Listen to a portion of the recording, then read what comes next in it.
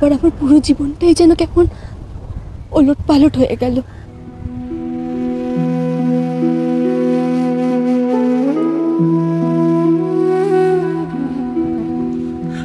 আজ রাতে পাঁঠার মাংসটা কিন্তু কনফার্মড হয়ে গেছে। এই প্রথম রাজের হাতের রান্না খাবো। তোমার মাথা খারাপ? আমি করবো রান্না? তাহলেই হয়েছে। আমি কোনোদিন কিচেনে ঢুকিনি। তাতে কি হয়েছে? নো প্রবলেম, আমি তোকে সাহায্য করব। আমি যেরকম স্যান্ডউইচ বানানো শিখিয়েছি ওকে, সেরকম তোকেও শেখাবো। নো নো নো নো, পারো আর না পারো রান্না তোমাকেই করতে হবে, সেটাই ছিল শর্ত। খালি যাতে খাওয়া যায় তুই একটু দেখে নিস। তোমাদের কাউকে না রাঁধতে হলেই তো হলো, আমি মামনিকে বলবো রেঁধে দিতে। নো, তোমাকেই রাঁধতে হবে, দ্যাট ওয়াজ দি কথা। আর তাছাড়া তোমার মামুনিকে এখন পাচ্ছ কোথায়? তিনি এখন কলকাতা।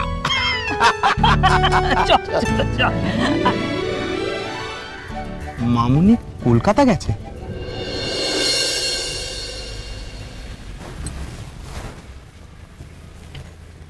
ম্যাডাম, আমি বললে তারপর আপনি নামবেন। হ্যাঁ, ও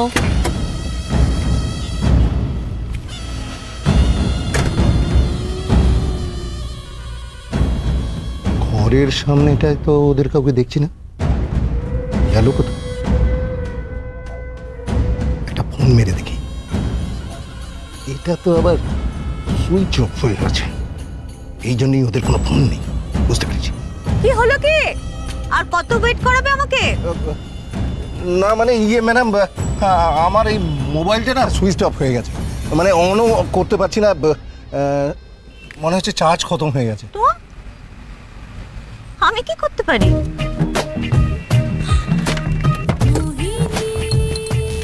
দেখো, ব্যাপারটা সিরিয়াস বলেই আমি কিন্তু দার্জিলিং থেকে সোজা এখানে ছুটে এসেছি, তোমার সঙ্গে বেড়াতে বা হাওয়া খাওয়ার জন্য নয়। না ম্যাডাম, মানে মালগুলো যে কোথায় লটকে পড়ে আছে, এই জন্যই এদের খাওয়াতে নেই। কি হলো? চলো। হ্যাঁ ম্যাডাম। শোনো শোনো শোনো, আমি কিন্তু সামনে যাব না, দূর থেকে দেখবো, আড়াল থেকে। ঠিক আছে? ঠিক আছে ম্যাডাম, আসুন আসুন।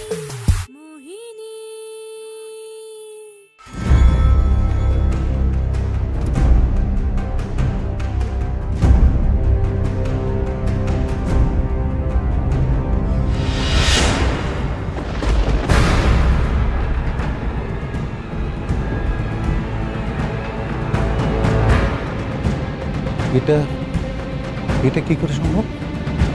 হ্যাঁ, এই ঘরেই তো মেয়েটাকে মুখ হাত পা বেঁধে ফেলে রেখেছিলাম। দরজার তালা ভেঙে পাখি পালিয়েছে। ম্যাডাম, ম্যাডাম আমার মনে হয় ওই হুলোটা আবার কাউকেও তো দেখছি না। কি যে হলো কিছুই বুঝতে পারছি না। ম্যাডাম বলছি কি, আপনার ফোনটা একটু দেবেন, একবার ফোন করে দেখবেন।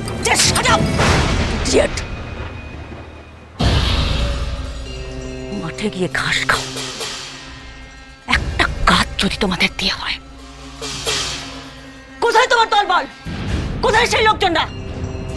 চারটে লোক মিলে একটা মেয়েকে ধরে রাখতে পারো না তোমরা? বড় বড় কথা, ইউজলেস কাওয়ার্ড কোথাকার।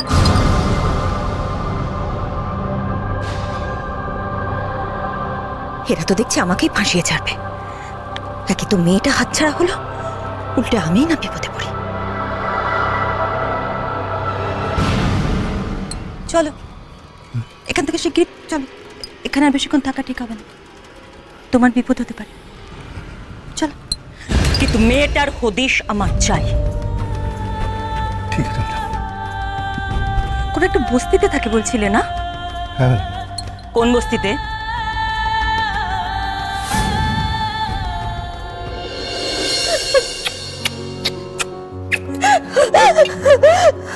আর কখনো এরকম করবি না, আর কখনো এরকম জিদ করবি না। দেখলি তো মায়ের বারণ না শুনলে কি হয়? দেখলি তো মায়ের বারণ না শুনলে কি হয়? কত বড় বিপদ হতে পারতো জানিস তুই? কত বড় বিপদ হতে পারতো।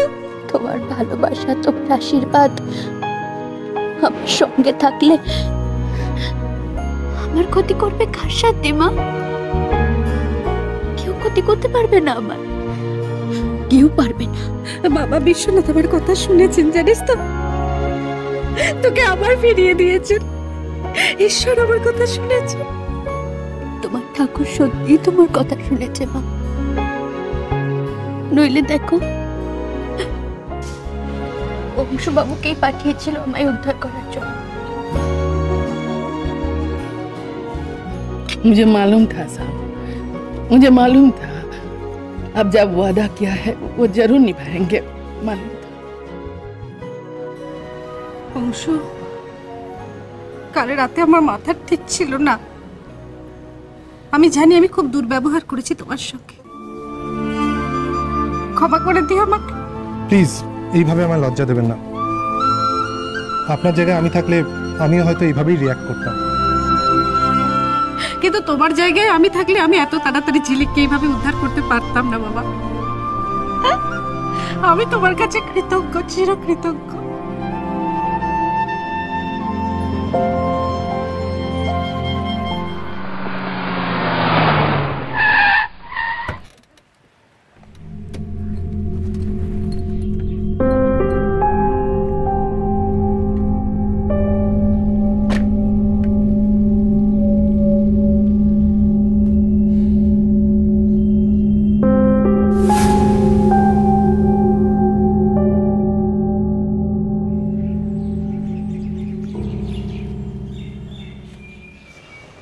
हे बिचुआ, रात भर तो कुछ खाया नहीं, चल अभी हाथ मुंह धो ले, मैं खाना लाती हूँ। चल बिचुआ। তোমরা খুব খেয়েছো তাই না? তুই নেই, তোর হীরা আম্মা আমি আমরা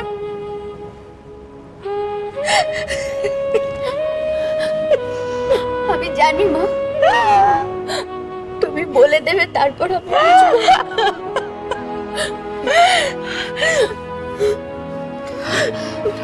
साहब, आप भी कुछ कुछ खा कर जाइए, मैं अभी लाती हूँ।